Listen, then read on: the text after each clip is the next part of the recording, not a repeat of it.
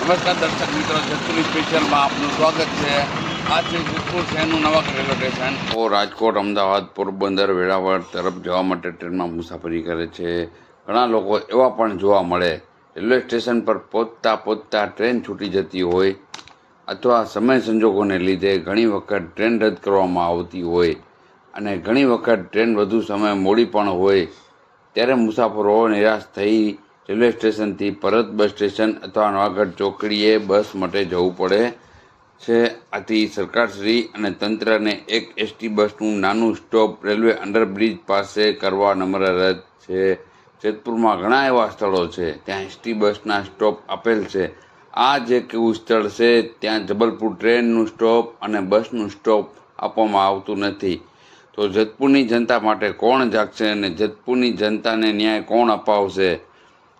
જેતપુરની જનતાને બસનો સ્ટોપ ક્યારે મળશે?